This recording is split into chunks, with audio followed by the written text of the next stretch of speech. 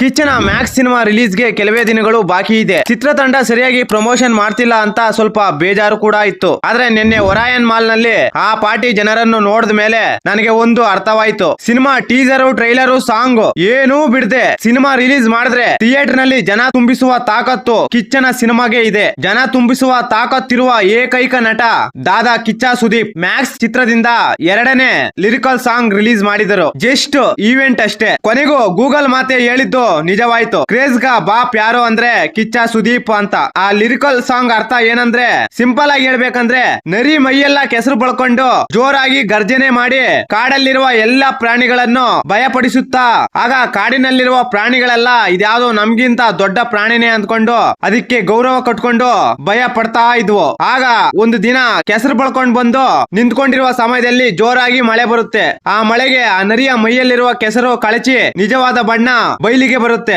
ಈಗ ಸಿಂಹ ಯಾವುದು ಅಂತ ನಿಮಗೆ ಗೊತ್ತು, ನರಿ ಯಾವುದು ಅಂತಾನೂ ನಿಮಗೆ ಗೊತ್ತು. ನಮ್ಮ ಸಿಂಹಗೆ ನರಿಯ ರೀತಿ ಮೋಸ ಮಾಡುವ ಗುಳ್ಳೆ ನರಿ ಬುದ್ಧಿ ಇಲ್ಲ. ಒರಾಯನ್ ಮಾಲ್ ಒಳಗೆ ಒಂದೇ ಒಂದು ಸೌಂಡ್ 4 ಮೂಲೆಗಳಿಂದ ಕೇಳಿ ಬರ್ತಿತ್ತು. ಆ ಒಂದು ಸೌಂಡೇ ಕಿಚ್ಚ ಕಿಚ್ಚ.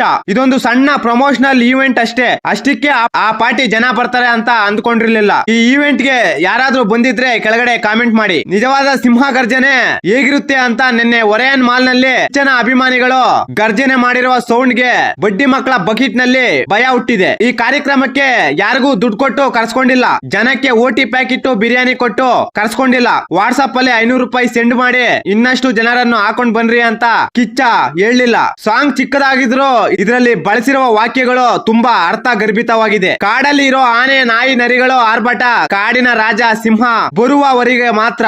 ದಟ್ ಈಸ್ ದಾದಾ ಕಿಚ್ಚ ಸುದೀಪ್ ಸ್ಟಾರ್ಡಮ್. ಸಿಕ್ಕಾಪಟ್ಟೆ ಕ್ರೌಡ್ ಗುರು. ನನ್ನನ್ನು ಎಲ್ಲ ತುಳಿದಾಕ್ತಾರೆ ಅಂತ ನಾನು ಎಲ್ಲೋ ಒಂದು ಮೂಲೆಯಲ್ಲಿ ನಿಂತ್ಕೊಂಡಿದ್ದೆ. ಅಲ್ಲಿಗೆ ಯಾರೆಲ್ಲ ಬಂದಿರ್ತಾರೋ ಅವ್ರಿಗೆ ಮಾತ್ರ ಗೊತ್ತಿರುತ್ತೆ ಆ ಅನುಭವ. ಕಿಚ್ಚ ಬಿಸಿ ಆಗಿದ್ರು ಕೂಡ ಈ ಕಾರ್ಯಕ್ರಮಕ್ಕೆ ಹಾಜರಾದರು. ಅಭಿಮಾನಿಗಳಿಗೆ ಸಾರಿ ಕೇಳಿ ಹೊರಟು ಹೋದರು. ಆದ್ರೆ ಅಲ್ಲಿ ಕಿಚ್ಚ ಯಾವುದೇ ಸಿಂಪತಿ ಡ್ರಾಮಾ ಮಾಡಿಲ್ಲ. ಹಣ ಕೊಟ್ಟು ಜೈಕಾರ ಹಾಕ್ಸ್ಕೊಳ್ಳಿಲ್ಲ. ಅಲ್ಲಿ ಬಂದಿರೋರು ಮಾತ್ರ ಕಿಚ್ಚನ ಬ್ಲಡ್ ಕೋರ್ ಫ್ಯಾನ್ಸ್. ಈ ಕಾರ್ಯಕ್ರಮಕ್ಕೆ ಬಂದಿರೋರು ಎಲ್ಲ ಡಿಸಿಪ್ಲಿನ್ ಮೇಂಟೈನ್ ಮಾಡಿದರು. ಅದು ಮಾತ್ರ ತುಂಬಾ ಇಷ್ಟವಾಯ್ತು. ಕೆಲವರಂತೂ ಆನಂದ ತಾಳಲಾರದೆ 2 ಸ್ಟೆಪ್ ಹಾಕೇ ಬಿಟ್ಟರು. ಅಲ್ಲಿಗೆ ಬಂದಿರೋರು ಮಾತ್ರ ಕಿಚ್ಚನ ಕೋಟೆಯ ಕೆಚ್ಚದೆ ಅಭಿಮಾನಿಗಳು. ಇಲ್ಲಿ ಎಲ್ಲರಿಗೂ ಬರುವ ಅವಕಾಶ ಇತ್ತು. ಯಾವುದೇ ಪಾಸ್ ಇರ್ಲಿಲ್ಲ. ಹಾಗೆ ಒರಾಯನ್ ಮಾಲ್ ಹೊರಗಡೆ ಒಂದು ನಾಮಫಲಕ ಹಾಕಿತ್ತು. ಆ ನಾಮಫಲಕ ಏನಂದ್ರೆ, ಕೊಳಚೆ ಪ್ರದೇಶದ ಹಂದಿಗಳಿಗೆ ಇಲ್ಲಿ ಪ್ರವೇಶವಿಲ್ಲ. ಒಂದು ವೇಳೆ ಈ ಹಂದಿಗಳು ಈ ಕಾರ್ಯಕ್ರಮಕ್ಕೆ ಏನಾದ್ರೂ ಬಂದಿದ್ರೆ ಕತೆ ಬೇರೆನೆ ಇರ್ತಿತ್ತು. ಇವ್ರು ಏನಿದ್ರು ಆನ್ಲೈನ್ ಅಲ್ಲಿ ಕುತ್ಕೊಂಡು ಎಡಿಟಿಂಗ್ ಮಾಡಕ್ ಮಾತ್ರ ಸೀಮಿತ.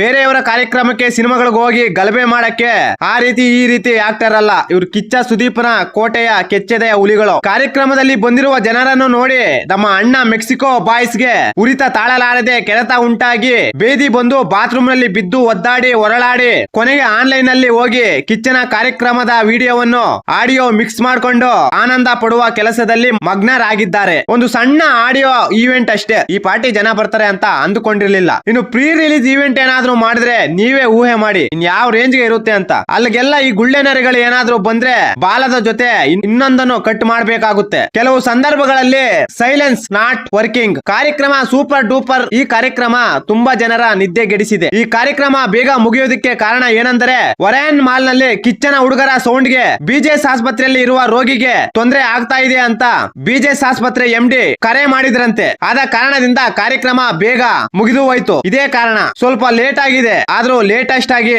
ಬರ್ತಿದ್ದೀವಿ ರೆಡಿಯಾಗಿ. ಈ ಮಾಹಿತಿ ನಿಮಗೆ ಇಷ್ಟವಾಗಿದ್ದರೆ ಶಿವರಾಜ್ ಇನ್ಫೋ ಯೂಟ್ಯೂಬ್ ಚಾನಲ್ಗೆ ಸಬ್ಸ್ಕ್ರೈಬ್ ಮಾಡಿ, ಸಪೋರ್ಟ್ ಮಾಡಿ. Thank you for watching. ಧನ್ಯವಾದಗಳು.